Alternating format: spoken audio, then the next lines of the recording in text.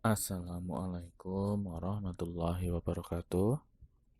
Hari ini Selasa, kita bertemu lagi di pembelajaran online. Nah, setelah tadi pelajaran buaib, sekarang kita lanjut ke pembelajaran tema dari Pak Khairul. Nah, Pak Khairul mau berpesan dulu. Yang sakit semoga lekas sembuh, dan yang sudah sehat dari sakit mohon untuk tetap menjaga kesehatan, cuci tangan terus ketika sebelum dan melakukan aktivitas, kemudian makan makanan yang bergizi, jangan terlalu banyak makan mie, kemudian sholatnya jangan lupa, terus kemudian jangan lupa mengaji. Nah, setelah itu mari kita simak pembelajaran di hari ini. Siapkan buku kalian dan kita mulai pembelajaran hari. Dan 4 kali ini kita akan membahas tentang jenis-jenis pakaian. Seperti yang kita sudah pelajari di pembelajaran berikutnya, kemarin kita sudah pelajari tentang jenis-jenis kain adat yang ada di Indonesia. Nah, untuk kali ini kita akan membahas tentang jenis-jenis pakaian.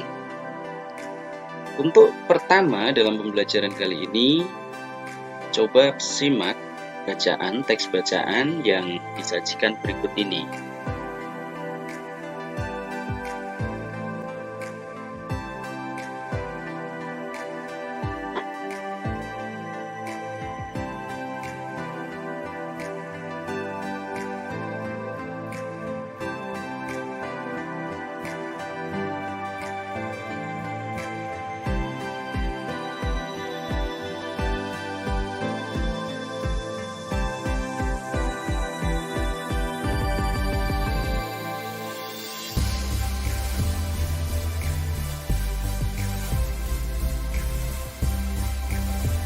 Cukup?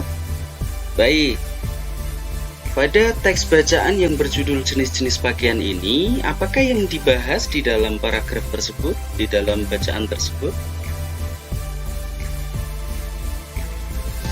Ya, jenis-jenis pakaian, betul. Tapi jenis-jenis pakaian siapa? Baik. Ya, pada bacaan yang kita baca tadi, bahas tentang jenis pakaian yang dimiliki oleh Lani. Pada paragraf pertama membahas tentang ternyata Lani memiliki banyak pakaian. Ada yang digunakan dalam sehari-hari, ada juga yang digunakan pada waktu tertentu.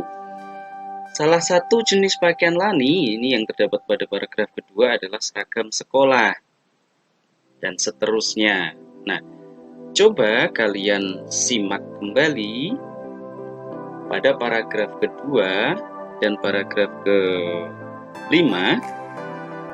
Masih ingatkah kalian apa itu tentang ide pokok paragraf, kalimat utama, kalimat penjelas, dan jenis paragraf?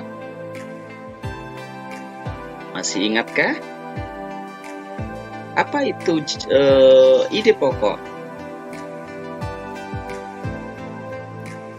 Nah, ide pokok adalah kalimat pengembang atau ide pengembang dalam sebuah paragraf. Jadi bisa dikatakan ide pokok itu adalah topik atau tema dari setiap paragraf. Lalu, apa kalimat utama?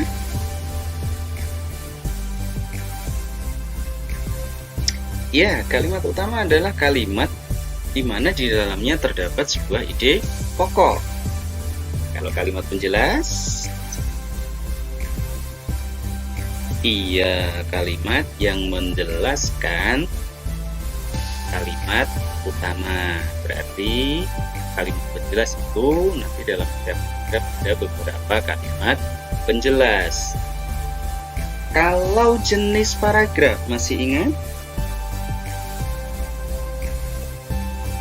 Ya, berdasarkan letak ide pokoknya, jenis paragraf itu ada dua, paragraf deduktif dan paragraf induktif. Paragraf deduktif letaknya di mana ide pokoknya? Iya, di awal paragraf.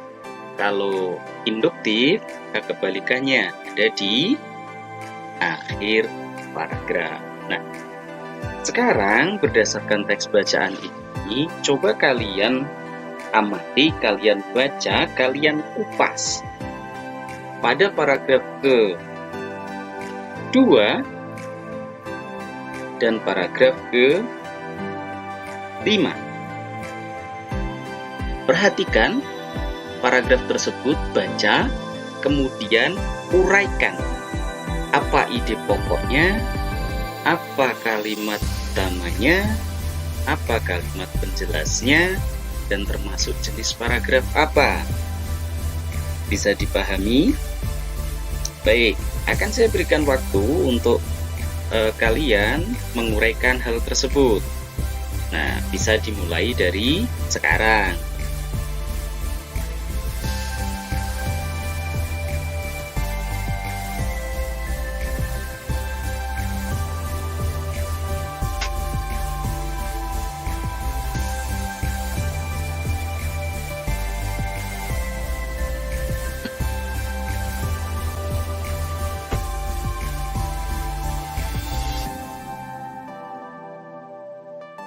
Sudah?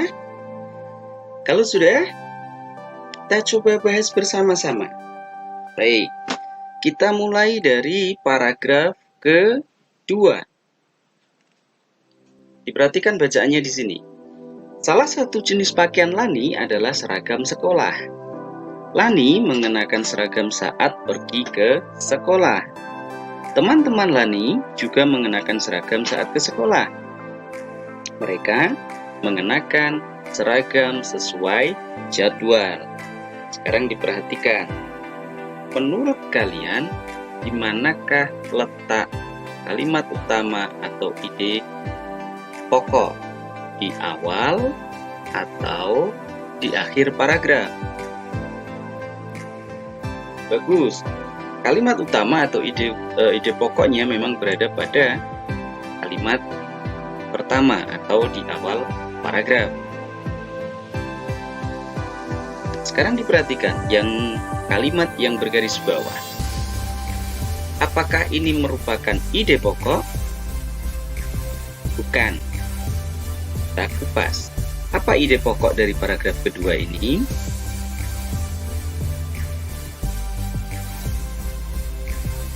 Ya, ide pokok paragraf kedua ini adalah pakaian seragam sekolah Lani. Dari ide pokok paragraf ini akan dituangkan menjadi sebuah kalimat utama. Kalimat utama seperti yang bergaris bawah, berarti kalimat utamanya adalah salah satu jenis pakaian Lani adalah seragam sekolah.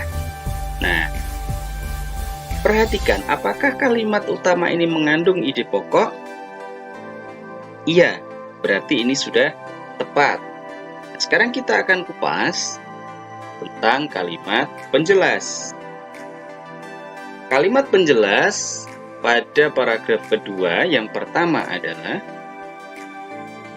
Lani mengenakan seragam saat pergi ke sekolah. Yang kedua, teman-teman Lani juga mengenakan seragam saat ke sekolah. Yang ketiga, mereka mengenakan seragam sesuai jadwal. Jadi di sini diperhatikan bahwa kalimat penjelas ini menjelaskan tentang kapan dan siapa yang mengenakan seragam sekolah. Lalu apakah bisa dikembangkan menjadi kalimat penjelas yang lain? Bisa, tergantung mau diarahkan kemana. Nah, kalau kita perhatikan, karena kalimat utama atau ide pokok paragraf ini terletak pada awal paragraf, maka dapat kita ketahui jenis paragrafnya adalah paragraf deduktif. Betul, karena berada di awal paragraf. Baik, selanjutnya kita akan mengupas pada paragraf ke-5. Kita tampilkan bacaan pada paragraf kelima. Baik, dibaca sekali lagi, dipahami betul. Di manakah letak ide pokoknya, di awal atau di akhir? Coba kalian perhatikan.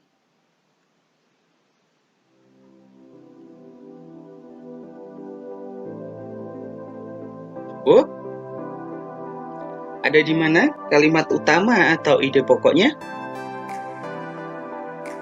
Ya, masih di awal paragraf. Kita garis bawah. Lani bersyukur memiliki cukup pakaian. Sekarang kita tentukan ide pokoknya. Ide pokoknya adalah Lani selalu bersyukur. Lalu, apa kalimat utamanya? Kalimat utamanya adalah Lani bersyukur memiliki cukup pakaian. Nah, kalimat penjelasnya menjelaskan mengapa Lani harus bersyukur. Yang pertama, karena ia teringat orang zaman dahulu yang hanya memiliki satu jenis pakaian. Yang kedua, bagaimana cara Lani bersyukur? Yaitu dengan cara Lani menyayangi semua pakaiannya. Lalu bagaimana cara dia menyayangi pakaiannya? Dijelaskan lagi. Dia memakainya dengan hati-hati agar tidak cepat rusak. Nah, sekarang akan kita lihat, karena letak kalimat utama atau ide pokoknya berada di awal, maka paragraf ini termasuk jenis paragraf deduktif. Ya, berarti kedua-duanya, paragraf kedua dan paragraf kelima, ini termasuk ke dalam paragraf deduktif.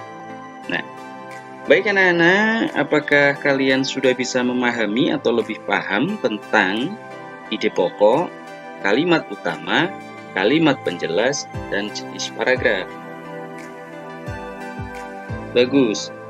Kalau sudah, maka kita akan melanjutkan materi kita. Nah, pada bacaan yang tadi di awal membahas tentang pakaian Lani, macam-macam atau jenis-jenis pakaian yang dimiliki oleh Lani. Maka kita akan bahas lagi lebih luas jenis-jenis pakaian yang ada di sekitar kita atau yang kita miliki atau yang dimiliki orang lain. Semuanya bisa kita bahas. Nah, apa saja jenis-jenis pakaian? Yang pertama, baju sehari-hari atau pakaian sehari-hari. Apa itu pakaian sehari-hari? Tentunya adalah pakaian yang kita pakai dalam kegiatan sehari-hari. Bagaimana bentuknya? Kalian tentu sudah sangat paham. Ya, ada kaos, ada celana, dan lain-lain. Nah, lalu apa ciri atau apa kapan baju sehari-hari ini dipakai? Yang pertama, baju sehari-hari itu adalah baju yang nyaman untuk dipakai. Yang kedua, baju sehari-hari terbuat dari bahan yang tipis dan menyerap keringat. Mengapa? Karena kita banyak beraktivitas menggunakan baju atau pakaian sehari-hari. Yang ketiga, baju sehari-hari itu memudahkan aktivitas. Jadi kegiatan akan lebih nyaman, lebih bebas bergerak kita ketika menggunakan baju sehari-hari. Nah, kapan dipakainya? Tentunya dipakai di lingkungan rumah. Baik, itu tadi karakteristik atau ciri-ciri dari baju atau pakaian sehari-hari. Nah, kita akan masuk lagi ke pakaian yang kedua, jenis pakaian yang kedua, yaitu, ada yang tahu? Ya, baju seragam. Ya, ini kalian tentu sudah sangat paham karena hampir setiap hari kalian memakai baju seragam ini untuk ke sekolah. Karakteristiknya adalah, ya, baju seragam ini dipakai untuk bersekolah tentunya. Yang kedua, terbuat dari bahan yang nyaman. Kalau baju seragam ini dibuat dari bahan yang nyaman, tentunya akan menunjang kalian ketika kalian melakukan pembelajaran atau belajar di sekolah. Baju yang ketiga yaitu, ada yang tahu? jaket. Ya, kapan dan bagaimana jaket itu? Jaket dipakai saat cuaca dingin. Yang kedua, jaket terbuat dari bahan yang dapat menahan panas tubuh. Ada kaitan dari kalimat yang pertama dan yang kedua, yaitu dipakai saat cuaca dingin dan terbuat dari bahan yang menahan panas tubuh. Jaket atau pakaian hangat lainnya, mungkin berupa sweater atau yang lain, itu memang terbuat dari bahan yang tebal dan dapat menahan panas tubuh, sehingga ketika dipakai dapat menghangatkan tubuh saat cuaca dingin. Jenis pakaian berikutnya adalah pakaian adat. Nah, coba kalian perhatikan gambar berikut ini. Seperti yang kita ketahui bersama bahwa pakaian adat Indonesia itu banyak sekali. Seperti yang kita bahas kemarin, dari jenis kainnya saja itu juga sangat banyak. Kemarin kita sudah mempelajari tentang 10 jenis kain adat. Ada yang masih ingat beberapa? Ya, ada kain batik, ulos, apalagi tenun ikat, geringsing,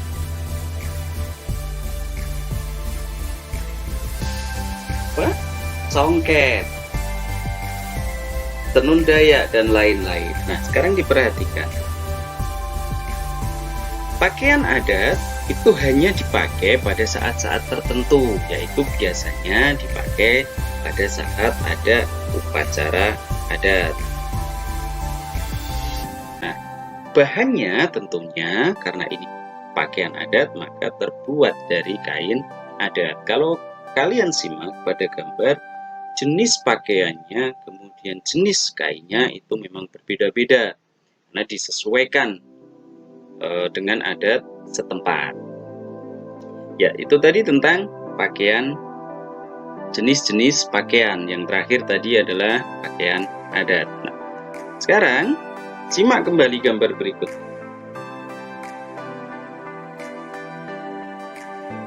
Pertanyaan yang ingin saya tanyakan adalah, apakah model pakaiannya atau jenis pakaiannya sama? Ya, kalau jenisnya sama adalah pakaian adat, tapi modelnya, bentuknya, namanya berbeda-beda. Betul? Ya, sekarang kita simak gambar berikutnya. Perhatikan, di situ ada Siti, Lani, dan Dayu. Sekarang diperhatikan pakaian yang dipakai oleh Siti. Ya, Siti memakai kerudung, memakai pakaian yang panjang karena ya Siti seorang muslim. Sekarang perhatikan yang gambar berikut yang sebelahnya, yaitu Lani dan Dayu. Bagaimana pakaian yang dipakai Lani dan Dayu? Ya, mereka memakai kaos dan celana pendek. Nah, sekarang perhatikan gambar berikut ini. Kalau yang di atas adalah perbedaan pakaian adat, kemudian yang di bawah adalah model pakaian yang dipakai. Menurut kalian, bagaimana sikap kalian terhadap atau melihat gambar tersebut? Ya, apa sikap kalian? Bagus, menghargai, menghormati, dan lain-lain. Sekarang coba kita bahas sikap kita terhadap perbedaan pakaian adat dan cara berpakaian. Apa yang kita lakukan? Yang pertama adalah menghargai perbedaan tersebut. Karena memang Indonesia itu diciptakan sebagai sebuah negara yang luas dan berbentuk kepulauan, di mana setiap wilayah itu memiliki adat istiadat dan cara berpakaian yang berbeda. Maka kita harus saling menghargai perbedaan tersebut. Yang kedua adalah saling menghormati. Apa yang terjadi ketika kita tidak saling menghormati? Satu, pasti ada yang menganggap bahwa daerahnya, pakaiannya, atau apapun itu yang dimiliki oleh daerahnya akan menjadi lebih baik dari daerah yang lain. Maka sikap seperti itu akan menyebabkan perpecahan. Sikap kita yang ketiga adalah menganggap perbedaan adalah sebuah keindahan. Ketika kita memiliki sikap atau anggapan bahwa perbedaan adalah sebuah keindahan, maka insya Allah kita akan hidup rukun, kita akan hidup damai bersama, berdampingan dengan warga, dengan suku yang lain, dengan agama yang lain, karena kita memang satu kesatuan. Nah, apabila ketiga sikap ini sudah kita terapkan, maka kerukunan bangsa Indonesia akan semakin terjaga. Dan ini sesuai dengan pengamalan Pancasila, yaitu sila ke-3. Masih ingat bunyi sila ketiga? Ya, Persatuan Indonesia. Baik, pembelajaran yang kita lakukan kali ini sepertinya sudah cukup, namun saya masih punya satu hal. Apa itu? Pesan moral. Pada pesan moral kali ini akan saya sajikan sebuah gambar. Coba kalian amati mengapa gambar ini dipilih sebagai pesan moral.